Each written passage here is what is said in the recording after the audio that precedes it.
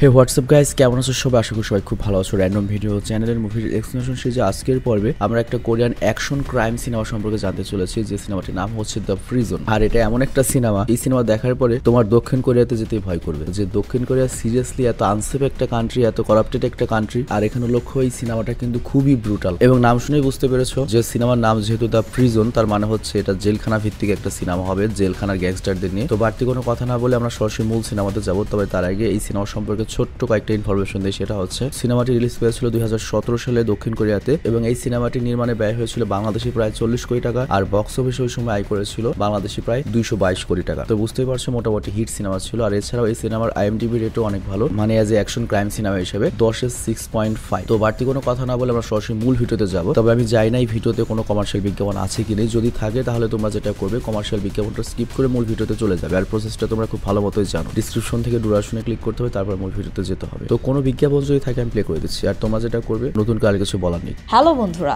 আজ আমরা এমন একটি অ্যাপ সম্পর্কে তোমাদের বলতে চাই যে অ্যাপটির অফিসিয়াল পার্টনার হচ্ছে PSG। আর এখানে অনেকগুলো ম্যাচ খেলে ল্যাপটপ, আইফোন, স্মার্ট ওয়াচ ও আরও অনেক ক্যাশ প্রাইজ জেতার সুযোগ রয়েছে। আর এই অ্যাপটিতে সকল ধরনের লাইভ ম্যাচের রেজাল্ট দেখতে পারবে, এবং এই ম্যাচের স্কোর অনুমান করে গেমও খেলতে পারবে, যেমন কোন টিম জিতবে, কোন টিম কত রান করবে, কে সর্বোচ্চ স্কোর করবে। এছাড়া বিভিন্ন ধরনের গেম রয়েছে, সেগুলো খেলেও ইনকাম করতে পারো। আর রেজিস্ট্রেশনের সময় আমাদের যে প্রোমো কোডটি রয়েছে রোনাল, এটা ব্যবহার করলে প্রথম ডিপোজিটে 26,000 টাকা পর্যন্ত বোনাস পেতে পারো। আর এই টাকা তুমি খুব সহজেই বিকাশ, ব্যাংক এবং অন্যান্য সহজ পদ্ধতির মাধ্যমে উঠাতে পারো। তো আর দেরি কিসের? ডেসক্রিপশনে প্রোমো কোড এবং পিন কমেন্টে প্রোমো কোড সহ সাইন আপ লিঙ্ক রয়েছে, সেটা ব্যবহার করো এবং ক্যাশ প্রাইজ জিতো। আর এখানে আরেকটা কথা মনে রেখো, আমরা যেই বিজ্ঞাপন দেই না কেন, অনলাইন থেকে টাকা আয় করা এত সহজ কোনো ব্যাপার নয়। তোমরা কোনো আর্থিক ক্ষতির সম্ভাবনা রয়েছে এমন কোনো ওয়েবসাইটে যাবে না। তো চলো এবার মূল ভিডিওতে চলে যাই। তো বিজ্ঞাপন শেষে আমরা মূল ভিডিওতে আসলাম। তো এই সিনেমা যখন শুরু হয়, শুরুতেই আমাদের একটা লোককে দেখানো হয় যে দেশ ছেড়ে পালানোর প্রস্তুতি নিচ্ছিল। বাট তখনই ওখানে 3 জন লোক আসে এবং লোকটিকে ধরে বসিয়ে জোর করে ড্রাগসের ইনজেকশন দেয়, এবং লোকটির শরীরে এত বেশি ওভারডোজে ড্রাগস দেয় যে ওই লোকটি মারা যায়। মানে এই লোকটাকে যে মার্ডার করা হয়েছে এটাকে বুঝতেও পারবে না, সবাই মনে করবে যে লোকটা হয়তো অতিরিক্ত ড্রাগ নিয়ে মারা গিয়েছে। তো যাই হোক, তারপর আমরা দেখি ওই 3 জন লোক করে কি, নিজেরাই কয়েদিদের পোশাক পরে জেলখানার ভেতরে ঢুকে যায়। তো এটা থেকে আমরা বুঝতে পারি যে এই লোকগুলো জেনারেলি জেলখানায় থাকে, এবং জেলখানার বাইরে এসে কাম করে আবার জেলখানায় ঢুকে যায়। তো বুঝতেই পারছো এটা কত ভয়ানক কয়েদি। আর এরপর আমরা সং নামের একজন কয়েদিকে দেখতে পাই, এবং তাকে আরো কিছু নতুন কয়েদিদের সাথে ওই জেলটিতে নেওয়া হচ্ছিল, যে জেলটি থেকে একটু আগে লোক বেরিয়ে ড্রাগ দিয়ে একজন মানুষকে মেরে ফেললো। তো যাই হোক, যখন সংদের সাথে নতুন কয়েদিরা সেখানে পৌঁছায়, তখনই যে পুরনো কয়েদিরা ছিল তারা বেয়াদবি করতে শুরু করে। কিন্তু এই বিষয়টা সং এর একদম ভালো লাগে না, এবং এর ফলে যেটা হয়, প্রথম দিনেই একটা গ্যাং এর সাথে নতুন কয়েদি এবং পুরনো কয়েদিদের লড়াই লেগে যায়। তো এখানে যে গ্যাং এর সাথে আমাদের সং এর লড়াই লেগেছে জেলখানায় আসার পরই, ওরা কিন্তু ভয়ানক একটা গ্যাং ছিল এই জেলের। তো ওই রাতেই করে ওই গ্যাং এর লোকেরা আসে সংকে ধরার জন্য, এবং ওকে ধরে উল্টো করে ঝুলিয়ে দেয় এবং প্রচুর মারে। আর সংকে বলে দেয়, যদি শালার পরে জেলে বেঁচে থাকতে চাস তাহলে আমাদের সামনে মাথা নিচু করে আমাদের সাথে কাজ করে চলবি। আর তারপর মনে করে এখানে সংকে মেরে পায়খানায় ফেলে রাখে। আর এরপর আমরা দেখি ওই গ্যাং এর যে লিডার, যার নাম হচ্ছে চ্যাং, সে এসে করে কি সং এর মুখে পেশাবি করে দিয়ে যায়। আর তখন সং বলে কি বিড় করে কিছু বলতে লাগে। আর এটা শুনে ওই গ্যাং এর যে লিডার, তার মাইন্ডে লেগে যায় যে শালা কি বলছে। তো এটা শোনার জন্য ও করে কি সং এর মুখটা খুলে দেয়। আর যখন কাছে যায় তখনই সং সুযোগ বুঝে করে কি ওই গ্যাং এর লিডারের কানে কামড় দিয়ে দেয় এবং কাঁচা কান চাবিয়ে গিলে খেয়ে ফেলে। তো এরকম একটা ঘটনা ঘটার পরে সংকে ওই জেলের যে জেলার, যাকে ওয়ার্ডেন বলা হয়, সে সরাসরি ডেকে নেয়। কিন্তু আমরা দেখতে পাই স্যাংও কিন্তু ভয় পাওয়ার ছেলে নয়, ওয়ার্ডেনের সামনে সেই ভাবে বসে রয়েছে এবং বলে, আমাকে ভাই ওই সেলের দিও না, আমাকে অন্য একটা সেলে নিয়ে যাও, তা নাহলে ওরা রাত্রে আজকে আমাকে মেরে ফেলবে। কিন্তু জেলের ওয়ার্ডেন ওর কোনো কথাই শুনে না, এবং যে সেলে ছিল ওই সেলেই নিয়ে যায়। আর তারপর আবার দ্বিতীয় গ্যাং এর লোকের আসে। আর এখনো লক্ষ্য, প্রথম যে গ্যাং ছিল চ্যাং এর গ্যাং, সেই গ্যাং কিন্তু আরো বেশি ভয়ানক। তো ওরা করে কি স্যাংকে প্রচুর দৌড়ানি দেয়, তারপর ধরে মনে করো চিপের সামনেই ওয়ার্ডেনের সামনে চিংকে নিয়ে যায়। তো এই দৃশ্য দেখে আমরা যেটা বুঝতে পারি, এই জেলখানায় যত গার্ড রয়েছে বা পুলিশ রয়েছে বা ওয়ার্ডেন রয়েছে, তারা সবাই অলরেডি বিকৃত। জেলের ভেতর যেমন হয় তাই হয়ে যাক, তারা এইসব দেখবেই না, চোখ বন্ধ করে থাকবে। তো যাই হোক, এরপর আমরা দেখি সংকে ওদের যে লিডার, যার নাম হচ্ছে ইকো, তার কাছে নিয়ে যাওয়া হয়। আর এখানে একটা বিষয় লক্ষ্য, ইকো হচ্ছে এই জেলের সবচেয়ে ভয়ানক একজন পার্সন, এবং এই জেলের যে ওয়ার্ডেন মেন যে জেলার, সেও তার গোলামি করে। তো মোট মিলে এই জেলের আসলে আসল রাজা তুমি ইকোকেই বলতে পারো। ও যেটা বলবে সেটাই এই জেলের নিয়ম কানুন হয়ে যায়। তো যাই হোক এখানে ইকো প্রথমে সংকে অনেক সাবাসী দেয়, কারণ ওর শত্রু গ্যাংয়ের যে লিডার ছিল তার কান ছেড়ে দিয়েছে, আর তারপর বলে তুই তাহলে আমার আন্ডারে কাজ করবি আর আমার গোলাম হয়ে থাকবি। কিন্তু সং তো পার্টের ছিল, সোজাসুজি না করে দেয়। কিন্তু তখন ইকো রেগে যায় এবং সে তার লোকদের বলে সং এর হাতটা কেটে দে। তো সং এর হাত যখন কেটেই দিবে তখন সং এত ভয় পেয়ে যায় যে বলে আমি মাপ চাই, আমার জান ভিক্ষা দাও, আমি তোমার গোলামি করতে প্রস্তুত। তো এরপর ইকোকে ছেড়ে দেয় আর দেখতে পায় যে সং অলরেডি প্যান্টের মধ্যে পেশাব করে দিয়েছে। তো এর জন্য সে ভাবে সংকে আর ভয় দেখানো উচিত হবে না। তো তারপর সেখান থেকে ইকো চলে যায় আর তার কিছুক্ষণ পরে আমরা দেখতে পাই সং একজন পুলিশ অফিসারকে জিজ্ঞাসা করে ওই ইকো লোকটিকে, সে জেলের মধ্যে এত ভাব নিয়ে থাকে, আজকে তো আমার হাতটা অল্পের জন্য মরতে মরতে বেঁচে গিয়েছে। আর তখন ওই পুলিশ বলে ভাই রে ভাই, এটা হচ্ছে ইকো, এই জেলের গডফাদার। এটা বাকি সবার জন্য জেল, বাট ইকোর জন্য এটা একটা 5 স্টার হোটেল, এটা ওর ব্যবসাখানা, ও এখানে যা ইচ্ছে তাই করতে পারে। আর একটা কথা তোকে বলে দেই, তুই কখনোই কিন্তু সেল নম্বর 8 এর কাছেও যাবি না, কারণ ওখানেই ইকোর লোকজন থাকে। তো যাই হোক সং এখান থেকে মোটামুটি একটা ধারণা পেয়ে যায়। আর তারপর যখন সং রোদ পোহানোর জন্য বাইরে আসে তখন সে তার পুরনো একটা বন্ধুকে দেখতে পায় যার নাম হচ্ছে ক্যাসিক। আর সে সংকে জিজ্ঞাসা করে তুই জেলে আসলে কিভাবে, তুই না পুলিশে চাকরি করতি। কিন্তু ওই মুহূর্তেই গ্যাং লিডার চ্যাং চলে আসে, মানে যেটার কান ছেড়ে দিয়েছে। আর ও এসে করে কি সংকে বিরক্ত করতে শুরু করে এবং বলে আজকের রাতে তোর জীবনের শেষ রাত হবে। কিন্তু সং ও তো মনে করে ভয় পাচ্ছিল না, ও মনে করে ভয় দেখে। আর তারপর যখন চ্যাং সংকে মারতে আসবে তখনই সেখানে ইকো হাজির হয়। আর এখানেও লক্ষ্য ইকোর সাথে কিন্তু চ্যাং এর দাও কুমড়া সম্পর্ক, মানে ওরা মনে করো আলাদা গ্যাং। তো ইকো তখন চ্যাংকে বলে তোকে তো আমি খুব ভালো একটা বুদ্ধিমান গুন্ডা ভাবতাম, বাট তুই তো দেখছি একটা বাচ্চা। আচ্ছা তোর যদি অ্যাকচুয়ালি লড়াই করার শখ থাকে তাহলে প্রতিদিন লড়াইয়ের থেকে আজকে তোরা একটা সিদ্ধান্তে পৌঁছা যে কে বেঁচে থাকবি। তো এর মানে হচ্ছে তোরা দুজন এখানে লড়াই কর। তো সং তখন রাজি হয়ে যায় এবং বলে ঠিক আছে আমি রাজি, কিন্তু আমি যদি জিতি আমাকে কিন্তু ফ্রাইড চিকেন দিতে হবে এবং তোমাদের সাথে সেল নম্বর 8 এ থাকতে দিতে হবে। তো এরপর শুরু হয়ে যায় মারামারি এবং এখানে আমরা দেখতে পাই সং খুব সহজেই চ্যাংকে হারিয়ে দেয়। আর ওয়াদা মতো আমরা দেখি জিপ নিজে এসে সংকে সেল নম্বর 8 এ শিফট করে আর ফ্রাইড চিকেন তো খাই। তো এখানে আমরা বুঝতে পারি যে ইকোর পাওয়ার কতখানি জেলের মধ্যে। আর এরপর আমরা একজনকে দেখি যার নাম হচ্ছে ডক্টর কিম, আর সে জেলের বাইরে ওয়ার্ডেনের সাথে মিটিং করছিল। তো এখানে ডক্টর কিমের কাজটা কি ছিল তোমাদের বুঝিয়ে বলি। ডক্টর কিম করতে গিয়ে বাইরে থেকে বিভিন্ন মানুষকে মারার কন্ট্যাক্ট নিয়ে আসতো আর তারপর এই ওয়ার্ডেনকে দিত, আর এই কন্ট্যাক্টটা চলে যেত হচ্ছে ইকোর কাছে। আর তারপর ইকো করতে গিয়ে তার লোকজন পাঠিয়ে যে লোককে মারতে হবে সেই লোককে মেরে আসতো, বা ডাকাতি করতে হবে ডাকাতি করে আবার জেলে ফেরত চলে আসতো। আর এই টাকাটা কিম, ওয়ার্ডেন এবং ইকো সবাই ভাগ করে নিত। মোট কথা ইকো নামে যে গ্যাং এর লিডারটা রয়েছে ওর ব্যবসায় মনে করে জেল থেকে। আর সিনেমার শুরুতে আমরা যে লোকটাকে মারতে দেখেছি ওটাও এরকম একটা কন্ট্রাক্ট ছিল যেটা ওই ডক্টর কিমি দিয়েছিল। তো যাই হোক ওদের নতুন একটা কন্ট্রাক্ট দেওয়া হয়, সেটা হচ্ছে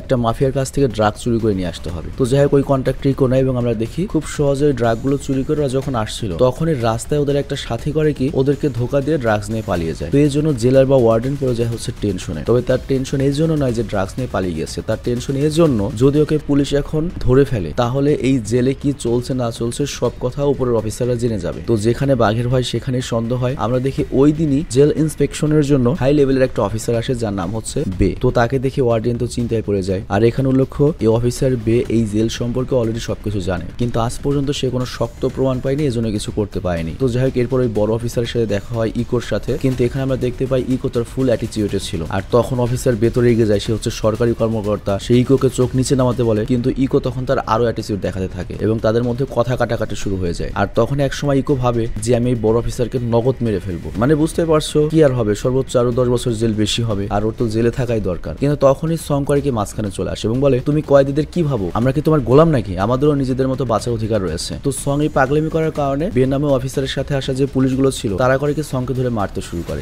যাতে তারা অফিসার বের সামনে হিরো হতে পারে। কিন্তু এর ফলে যেটা হয় সং এর দাম ইকোর কাছে অনেক উপর উঠে যায়, কারণ সং ছাড়া আর কেউ ইকোর সাপোর্টে কথা বলতে সাহস পায়নি। তো এই জন্য ওই রাতে ইকো করে কি সং এর সাথে দেখা করে এবং ওকে জিজ্ঞেস করে তোর পছন্দের খাবার কি বল। তো সং তখন বলে আমি সমুদ্রের টুনা মাছ খেতে চাই। ইকো তখন বলে এটা তো খুবই কঠিন একটা ব্যাপার, একা তো দামও অনেক লাখ টাকা, তার আবার এখানে তো পাওয়া যাবে না, এটা তো কঠিন। আর তখন সং বলে যদি এটা কঠিনই মনে করো তাহলে আমাকে জিজ্ঞেসই বা কেন করেছিলেন যে আমি কি খেতে চাই। কিন্তু এই কথাটা ইগোর মনে করে ইগোতে লেগে যায়, আর এর জন্য সে করে কি তার নিজের পাওয়ার ব্যবহার করে সংকে নিয়ে এমন একটা জায়গায় যায় যেখানে আস্ত টুনা ফিশ রয়েছে, আর তারপর সং নিজেই রান্না করে আর এরপর একসাথে খাওয়া শুরু করে। তো যখন ওরা ডিনার করছিল তখন ইকো সংকে জিজ্ঞাসা করে তুই আমাকে হেল্প করলি কেন। তো সং তখন ডাইরেক্ট বলে তোমাকে ইমপ্রেস করার জন্য, কারণ এই ভয়ানক জেলে বেঁচে থাকার জন্য উপর একটা মাথা লাগবেই। তো ইকো তখন বলে আমি শুনেছিলাম তুই একজন পুলিশ অফিসার ছিলি, তাহলে কি তুই আমার একটা কাজ করতে পারবি, তোকে আমি একটা মিশনে পাঠাবো, তুই একজনকে ধরে নিয়ে আসবি, আর এই কাজের জন্য আমি তোকে $1 মিলিয়ন দেবো, মানে প্রায় 1 কোটি টাকার উপরে। তো সং তখন বলে এখানে কিন্তু একটা শর্ত রয়েছে, আমি জাস্ট ওকে ধরে আনতে পারবো, আমি কিন্তু কাউকে হত্যা করতে পারবো না, কোনো ঝামেলা জড়াতে পারবো না। তো যাই হোক এরপর যখন সং জেলে ফেরত আসছিল তখন ওর ছোট ভাইয়ের কথা মনে পড়ে, আর সং যখন পুলিশে ছিল তখন ওর ছোট ভাই ওর কাছে হেল্পের জন্য এসেছিল। আর এখানে লক্ষ্য সং এর ছোট ভাই ছিল একজন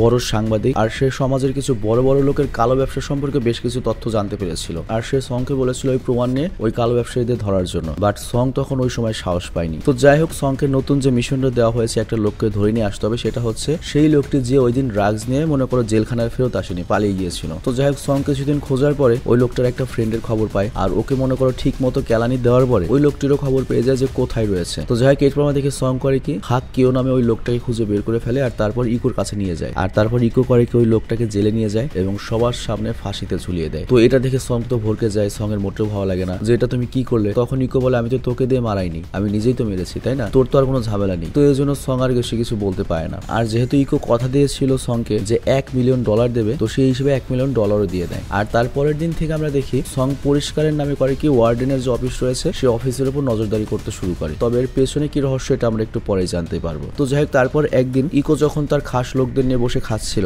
তখনই ইকোর যে ডান হাত রয়েছে যার নাম হচ্ছে লি, ওর সাথে সং এর কথা কাটাকাটি হয়ে যায়। কিন্তু এই ব্যাপারে ইকো খুব রেগে যায়, কারণ ইকো কখনোই চায় না খাওয়ার সময় কেউ তাকে ডিস্টার্ব করুক। তো এই জন্য ইকো করে কি একটা ভারী প্লেট উঠে ওর ডান হাত লির মাথা ফাটিয়ে দেয়, আর সঙ্গে খালি এতটুকুই বলে তুই তোর মুখের লাগাম লাগাবি, তুই অনেক বেশি কথা বলিস। আর এই ব্যাপারটা যখন ইকোর প্রতিদ্বন্দ্বী গ্রুপের লিডার চ্যাং জানতে পারে, তখন সেই সুযোগের সদ্ব্যবহার করে এবং সে করে কি লির সাথে দেখা করে এবং লিকে বলে দেখো একদিন এমন সময় আসবে সং তোমার জায়গা নিয়ে নেবে এবং সে ইকোর ডান হাত হয়ে যাবে আর তোমার কোনো পাত্তাই থাকবে না। তো এরপর চ্যাং করে কি ধীরে ধীরে তার আসল কথায় আসে। সে লিকে অফার করে সবচেয়ে ভালো হয় তুমি আমার দলে চলে আসো এবং ইকোকে মারতে আমাকে হেল্প করো, তাহলে এই পুরো জেলখানার রাজা আমরা হয়ে যাব। তোমাকে বেশি কিছু করতে হবে না, যা কর আমি করব, তুমি জাস্ট ইকোর পক্ষ বাদ দিয়ে আমার পক্ষে চলে আসো। কিন্তু লি এখানে চ্যাং এর কথা শুনে না, কারণ সে ইকোর প্রতি অনেক বেশি লয়াল ছিল। আর ওইদিকে সং করে কি সুযোগ পেয়ে দ্রুত ওয়ার্ডেনের অফিসে ঢুকে এবং তল্লাশি শুরু করে দেয় এবং ওইখানে একটা ভোল্টের মধ্যে সে কিছু টাকা এবং রেকর্ডিং খুঁজে পায়। আর এই রেকর্ডিং গুলো নিয়েই কিন্তু সং এর ভাই সং এর কাছে এসেছিল। তো যাই হোক, এটা ওর ভাইয়ের রেকর্ডিং কিনা সেটা চেক করার জন্য সং করে রেকর্ডিং প্লে করে, আর ওখানে সে শুনতে পায় ডক্টর কিম ওয়ার্ডেনকে বলছে এই সাংবাদিক আমাদের সম্পর্কে সব তথ্য জোগাড় করেছে, আমাদের জেল সম্পর্কে সবকিছু জানে, শিগগিরও এটা সবাইকে জানিয়ে দেবে, তুমি জলদি জলদি ইকোকে এই খবর জানাও এবং ওকে মারিয়ে দাও। আর এটা দেখার পরে আমরা বুঝতে পারি যে সং মূলত এই জেলে কোনো অপরাধ করে আসেনি, সে তার ভাই হত্যার প্রতিশোধ নিতে এসেছে। কিন্তু সং যখন এই রেকর্ডটা শুনছিল তখন এখানে ওয়ার্ডেন চলে আসে এবং তার সন্দেহ হয় যে তুই এখানে কি করছিস। কিন্তু তখন ওখানে ওয়ার্ডেনের যে আবার বডিগার্ড সে আসে এবং বলে স্যার আমি ওকে এখানে পরিষ্কার করতে বলেছি, আমি এখানেই ছিলাম, কোনো সমস্যা হয়নি। তো এই পুলিশ করে কি সংকে ওখান থেকে নিয়ে চলে যায়। তো তোমার কাছে এখন মনে হতে পারে এই পুলিশ সংকে কেন বাঁচালো? অ্যাকচুয়ালি কেউ তার স্বার্থ ছাড়া কাজ করে না। খারাপ মানুষরা একসাথে থাকতে পারে, ওদের একটা গ্রুপ থাকতে পারে, তবে খারাপ মানুষরা প্রয়োজনে একে অপরকে মনে করে পোল্টি দিয়ে দেবে বা জানে মেরে ফেলবে, একটুও বাঁচবে না, মানে ওরা সবাই নিজের স্বার্থে বাঁচে আর কি। তো যাই হোক, এখানে আমরা এটা দেখতে পাই ওই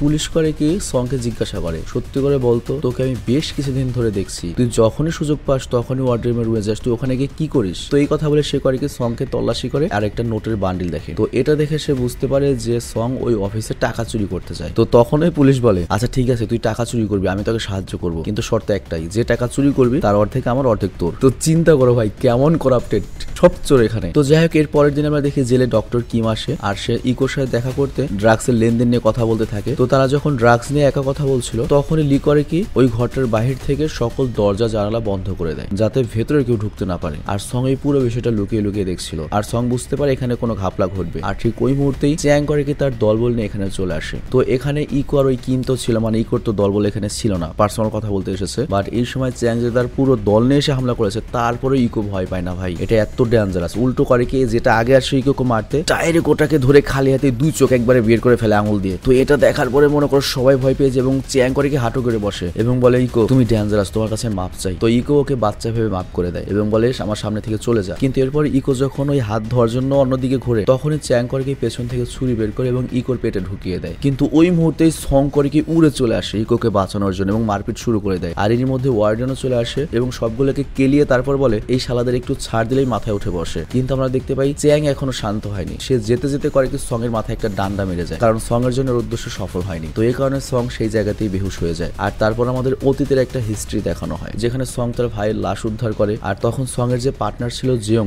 পুলিশ পার্টনার, সে বলে আমি তদন্ত করে যতটুকু বুঝতে পেরেছি কোনোভাবেই তোর ভাই অ্যাক্সিডেন্টে মারা যায়নি, ওকে প্ল্যান করে মারা হয়েছে। আর এই কথা জানার পরে সং এর আর বুঝতে দেরি হয় না যে ওর ভাই যে গ্যাং এর বিরুদ্ধে কাজ করছিল বা যে গ্যাং এর বিরুদ্ধে তথ্য সংগ্রহ করছিল তারাই ওর ভাইকে তাকে মেরে ফেলেছে। তো সং তখন তার যে ঊর্ধ্বতন কর্মকর্তা কমিশনারের কাছে যায়, কিন্তু কমিশনার তখন তাকে বলে দেখো আমরা তো কাউকে প্রমাণ ছাড়া ধরতে পারবো না, তার উপর ওরা অলরেডি জেলে রয়েছে, ওরা তো ধরা ছোঁয়ার বাইরে, কিভাবে কি করবো বলো। আর তখন সং বলে তাহলে আমাকে জেলে পাঠান, আমি জেলে গিয়েই পুরো সিনারিওটা বুঝতে পারবো ওরা কিভাবে কাজ করছে, কিভাবে ওদের সবকিছু চলছে, সকল প্রমাণ সহ ওদেরকে ধরে ফেলবো। তো সেই হিসেবেই সং করে কি এই জেলে আসে। আর অন্যদিকে আমরা দেখি চ্যাংকে, মানে ওই যে আরেক গ্রুপের যে লিডার, ওকে অন্য একটা জেলে নিয়ে যাওয়ার ব্যবস্থা করা হচ্ছে, কারণ এক বনে তো দুই বাঘ থাকতে পারবে না। কিন্তু চিপ করে ওকে মাঝ রাস্তায় নামিয়ে দেয় আর সেখান থেকে চলে যায়। আর ওই মুহূর্তে একটা গাড়ি চলে আসে এবং চ্যাংকে উড়িয়ে দেয়। তো এটাই ছিল ইকোর সাথে ঝামেলা করার শাস্তি, মানে বুঝতে পারছো ইকোর কত পার। আর এইভাবেই আমাদের নায়কের ভাইকে মারা হয়েছে। তো যাই হোক, এরপর আমরা দেখি ইকো পুরো জেলের একক রাজা হয়ে যায়, সকল লোকদের একত্রিত করে। আর তারপর বলে আমার দুঃখ একটাই, কেউ তো আমাকে ধোকা দিয়েছে, আমার নিজের লোক। তো তুই যদি জীবন বাঁচাতে চাস তাহলে এখনই আমার সামনে এসে তোর ভুল স্বীকার কর, আর আমি যদি ধরি ডাইরেক্ট তোকে মেরে ফেলবো। তো তখন লি বুঝতে পারে আমার কথাকে বলছে, আমি তো বাড়ি থেকে দরজা টরজা আটকে দিয়েছিলাম, চ্যাংকে বলেছিলাম অমুক সময় তুই অ্যাটাক করতে পারবি। তো তখন লি করে কি নিজের গুনাহ কবুল করে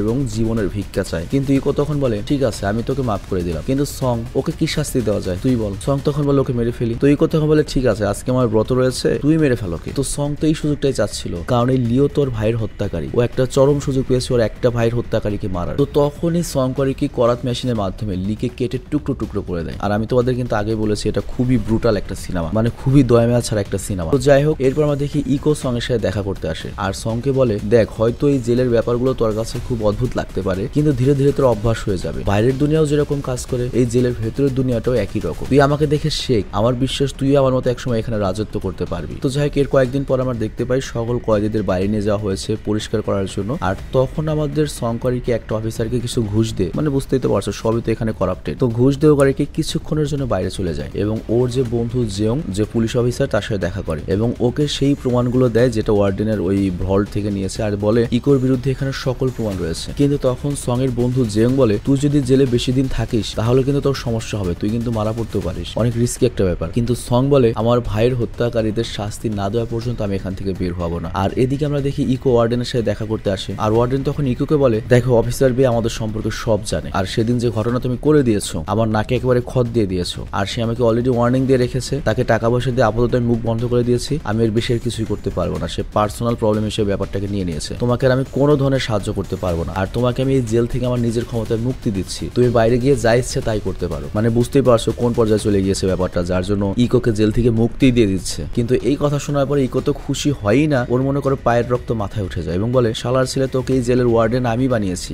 আর তুই আমাকে এই জেল থেকে বের হয়ে যাওয়ার কথা বলছিস, মানে চিন্তা করে এটা কোনো কথা হইলো। তো যাই হোক, এখানে ইকো আরো বলে আমাকে যদি জেলের বাইরে যেতে হয় তোর ফ্যামিলির প্রত্যেকটা পার্সনের জীবন আমি নরক করে দেবো, আর অফিসার বের ব্যাপারটা আমি দেখছি। তো ওই রাতেই ইকো করে কি তার কিছু লোকজন নিয়ে জেল থেকে বের হয়, মানে অফিসার বেকে তারা খালাস করে দেবে। আর এর মধ্যে সং কিন্তু ছিল, আর এর মধ্যে সং একটা ভালো সুযোগ পেয়ে যায় ইকোকে হাতে নাতে ধরার জন্য। আর এর জন্য সে তার বন্ধু জেয়ংকে আগে খবর দিয়ে দিয়েছে ডক্টর কিমের উপর নজর রাখার জন্য, আর আমি যখনই সুযোগ পাবো তোকে কল করে জানাবো, ওই সুযোগ পেয়ে তুই করবি কি চলে আসবি ফোর্স নিয়ে। তো সং যখন ফোনে কথা বলছিল ইকো ওকে ফোনে কথা বলতে দেখে, তো ইকো তখন সং এর পেছনে আসে এবং বলে কার সাথে কথা বলছিস, আর ডাইরেক্ট করে কি ফোনটা কানে নেয়। কিন্তু যখন ফোনটা কানে নেয় তখন শুনতে পায় একটা বৃদ্ধা মহিলা কথা বলছে, আর সে মনে করে হয়তো সং এর মা হবে এটা। কিন্তু ওদিকে সং এর যে বন্ধু জেয়ং ও অনেক চালাক, ও যখন শুনেছে যে কেউ পেছনে এসেছে নগদ ওর মায়ের কাছে ফোন দিয়ে দিয়েছে। তো যাই হোক, ওইদিকে আমরা দেখতে পাই সং এর যে বন্ধু জেয়ং পুলিশ অফিসার, সে একটা পুলিশের পুরো গ্রুপ নিয়ে একটা পুরনো লোহার ফ্যাক্টরির দিকে যাচ্ছিল, কারণ সং ফোন করে ওই লোকেশনের কথাই বলেছে যে ইকো ওইখানে যাবে। কিন্তু ওখানে যখন ওরা পৌঁছায় দেখতে পায় ওখানে কেউ নেই, ওখানে জাস্ট ফ্যাক্টরির কর্মচারীরাই রয়েছে। তো এর মানে ইকো তার লোকেশন বদলে ফেলেছে, মানে আরেক মিশনে যাচ্ছে। তো সং তখন ইকোকে জিজ্ঞাসা করে আমাদের হঠাৎ লোকেশন পরিবর্তন করলাম কেন মিশনের? ইকো তখন বলে তোর তো এত কিছু জানার অধিকার নেই, মানে ওদের প্ল্যান ছিল হচ্ছে অফিসার বেকে যে কোনো জায়গা থেকে কিডন্যাপ করে নিয়ে এসে নির্দিষ্ট একটা জায়গায় মারবে, কিন্তু যে জায়গায় যাওয়ার কথা ছিল সেই জায়গাতে না গিয়ে এই জায়গাতে এসেছে। তো কিছুক্ষণ পরই ইকোর লোকের অফিসার বেকে ধরে নিয়ে আসে এবং সেখানে থাকে একটা ময়লার যে মেশিন রয়েছে যেটা করে কি গাড়িটারি জাম হয় তাই রয়েছে সবগুলোকে মনে করো থেতলিয়ে ভাগার বানিয়ে ফেলে, সেই মেশিনে ফেলে ওই অফিসারকে একবারে পিষে মেরে ফেলে। চিন্তা করো সে এত বড় একটা অফিসার, তার কোনো নিরাপত্তাই নাই কোরিয়াতে, সাধারণ মানুষ তাহলে কি। তো যাই হোক, এরপর যখন ইকোরা ফেরত আসছিল তখন ইকোর কাছে একটা কল আসে আর সে জানতে পারে যে তারা যে আগের লোকেশনটা ঠিক করেছিল ওখানে পুরো পুলিশ রেড করেছিল। তো ইকো পুরো বুঝে যায় যে সংশালার ভেতর তো ঘাপলা রয়েছে, আর সে সংকে নিয়ে ড্রিঙ্কস করতে বসে। আর তখন জেএম এর ছবি দেখিয়ে বলে তুই কি ওকে চিনিস? সং তখন বলে আমি তোকে চিনি না। আর তখন ইকো বলে চিনিস না? না তাহলে তো মরলে তোর কোনো সমস্যা নেই, ওকে অলরেডি আমার লোকজন ধরে ফেলেছে, তাহলে ওকে মেরে ফেলি। তো সে ফোনে নির্দেশ দেয় ওকে মেরে ফেল, জেয়ংকে মেরে ফেল। কিন্তু তখনই সং বলে প্লিজ জেয়ংকে মেরো না, এতে ওর কোনো দোষ নেই, তুমি আমাকে যে শাস্তি দেওয়ার দাও। মানে এখানে সং তার দোষ স্বীকার করে নেয়। আর বুঝতেই পারছো ইকো যে ডেঞ্জারাস সং এর এখন কি অবস্থা হবে। কিন্তু ওদিকে ওয়ার্ডেন যখন জানতে পারে যে ইকো পুলিশ অফিসার বেকো মেরে ফেলেছে, তার মাথা ঠিক থাকে না। সে নগদ তখন ওই জায়গাতে চলে আসে এবং ইকোকে মারার জন্য এগিয়ে যায়। আর তারপর সে করে কি ইকোর দিকে গান পয়েন্ট করে, কিন্তু ইকো এত বেশি ব্রুটাল যে সেকেন্ডের মধ্যে ইকো করে কি পিস্তলটা নিয়ে নেয় এবং ওয়ার্ডেনকেই ডাইরেক্ট খালাস করে দেয়। আর তখন ওয়ার্ডেনের যে বডিগার্ড ছিল তাকে বলে তুই আজকে থেকে জেলের ওয়ার্ডেন। মানে সিরিয়াসলি ভাই, এই জেল কি ওর বাপের নাকি? সত্যি কোরিয়াতে কোনো আইন নাই? তো যাই হোক, এরপর আমরা দেখি সবাই মিলে সংকে ফাঁসিতে চড়াতে যায়। কিন্তু তখন ওদের মধ্যে একজন ছিল যার আবার সং এর সাথে অনেক ভালো সম্পর্ক, মানে সং ওর উপকার করেছিল কোন একটা সময়। এই সিনেমা তো ওটা মেনশন করা হয়নি বা আমরা এক্সপ্লেন করিনি। তো যাই হোক, ও করে কি লাইটটা অফ করে দেয়। আর এই সুযোগে সং করে কি সেখান থেকে পালিয়ে ওর যে বন্ধু রয়েছে ক্যাসিক, ওর কাছে যায় এবং ওর কাছে হেল্প চায় যে আমাকে সাহায্য কর, আমি যেটা বলি ওটা কর। তো ওরা দুজন মিলে করে কি পুরো যে জেলখানা রয়েছে সেখানে আগুন দিতে শুরু করে। আর সং তো এরপর গ্যাসের সিলিন্ডারের যে তোমার মজুদ রয়েছে সেখানে তো আগুন ধরিয়ে একটা বিল্ডিং উড়িয়েও দেয়। তো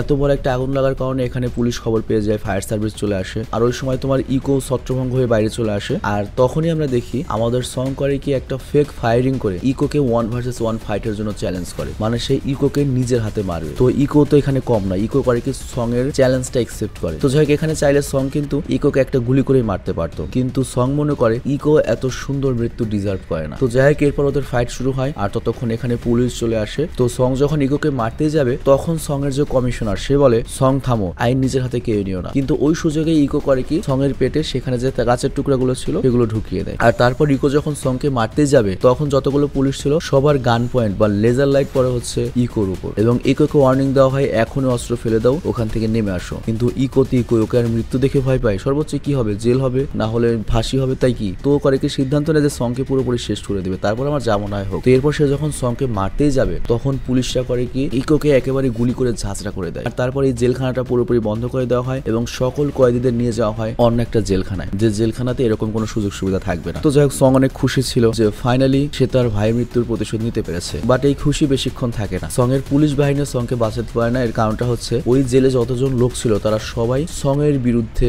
সাক্ষী দিয়েছে যে সং-ই ইকোর ডান হাত ছিল এবং ইকোর সব কাজ সং-ই করতো। তো এই কারণে সং নিজেও ফেসে যায় এবং তারও 7 বছরের জেল হয়। কিন্তু সং হাসি মুখে এটা মেনে নেয় কারণ তার মিশন সফল হয়েছে। আর তখনই মুভিটা শেষ হয়ে যায়। তো লাস্টে সং জেলে যাওয়ার সময় যে হাসিটা দেয় এটার দুটো কারণ হতে পারে। প্রথম কারণটা হতে পারে এটা যে সং খুশি, যা মনে হয় তাই হোক, 7 বছরের জেল হোক, কিন্তু ভাই মৃত্যুর প্রতিশোধ নিতে পেরেছি। কিন্তু আরেকটা কারণ হতে পারে, সেটা হচ্ছে তোমাদের নিশ্চয়ই মনে আছে যে ইকো সংকে বলেছিল যে আমার কাজ ভালো মতো দেখ, তাহলে একসময় তুইও এই জেলের রাজা হতে পারবি। তো এর মানে নতুন জেলে সংকে সেই পরবর্তী ইকো হতে চলেছে এবং ওই জেলে রাজত্ব করবে। তো যাই হোক, সেটা বড় কথা না, সবচেয়ে বড় কথা হচ্ছে আমি বারবার যখন কোরিয়ান অ্যাকশন ক্রাইম থ্রিলার সিনেমাগুলো দেখি তখন আমার সত্যি মনে হয় কোরিয়া মনে হয় পৃথিবীর সবচেয়ে অনিরাপদ দেশ। কিন্তু যখন কে ড্রামা দেখি তখন মনে হয় কোরিয়া মনে হয় পৃথিবীর সবচেয়ে রোমান্টিক দেশ। কিন্তু বাস্তবতা হচ্ছে কোরিয়া একটা অলরাউন্ডার দেশ। ওরা যখন রোমান্টিক জিনিস বানায় তখন সেইভাবে রোমান্টিকতা ফুটে ওঠে, যখন অ্যাকশন বা ক্রাইম থ্রিলার সিনেমা বানায় তখন ওটাকে ওরা সেইভাবে হাইলাইট করতে পারে বা উপস্থাপন করতে পারে। তো আমরা যে সিনেমাগুলো দেখি অ্যাকচুয়ালি যেগুলো কোরিয়াতে ঘটে ব্যাপারটা এরকম না। যেমন আমরা যে তামিল সিনেমা দেখি, তামিল সিনেমা কি ওরকম একটা সালার হওয়া পসিবল? তারপর আমরা যে কেজিএফ সিনেমা দেখলাম, অ্যাকচুয়ালি কি ওরকম পসিবল যে পুরো একটা দেশ মিলে একটা লোকের সাথে পারবে না? বা অন্যান্য তামিল সিনেমা যে দেখি আমরা, একটা এলাকায় একটা সেই রকম একটা প্রভাবশালী লোক থাকে, ওপেনে যা ইচ্ছে তাই করছে, মানে তামিল সিনেমাগুলো থিওরিতে এগুলোই হয়ে থাকে। তো সেটাই আর কি বলছি যে এগুলো জাস্ট সিনেমা। আর এর কারণটা হচ্ছে এই সিনেমাতে আমরা যেরকম দুর্নীতি দেখেছি বাস্তবে কিন্তু কোরিয়া তার পুরোটাই উল্টো। কোরিয়ার ট্রান্সপারেন্সি রেট অনেক বেটার। কোরিয়া সম্পর্কে যদি একটা মজার তথ্য দেয় সেটা হচ্ছে কোরিয়ার যে 9 নম্বর প্রেসিডেন্ট ছিল, যে 2003 সাল থেকে 2008 সাল পর্যন্ত কোরিয়ার প্রেসিডেন্ট ছিল আর কি, ওনার নাম সম্ভবত রোমো। তো উনি কি করেছিল 2008 সালে যখন উনি প্রেসিডেন্টের পদ থেকে সরে আসেন, তারপর 2009 সালে মানে তার পরের বছরই তার বিরুদ্ধে অভিযোগ ওঠে সে একটা জুতা কোম্পানি থেকে অনেক টাকা ঘুষ খেয়েছিল। তো তার উপর এই ব্লেমটা এসেছিল বলে তিনি সকালবেলা জগিং করতে যে বেরিয়েছিলেন ওই সময় পাহাড় থেকে লাফ দিয়ে সুইসাইড করেছিলেন, মানে এই লজ্জাটা তিনি নিতে পারেননি বলে। আর করাপশনের দিক দিয়ে যদি বলা যায় কোরিয়া অন্যান্য যে আমাদের এশিয়ান কান্ট্রি রয়েছে সেসব কান্ট্রির মধ্যে সবচেয়ে মডারেট একটা কান্ট্রি। তো বুঝতেই পারছো এগুলো জাস্ট সিনেমার কাহিনী, বাস্তবতা নয়। তো আমি বিদায় নিচ্ছি আজকের মতো। ভালো থেকো, সুস্থ থেকো, টেক কেয়ার, আল্লাহ হাফেজ।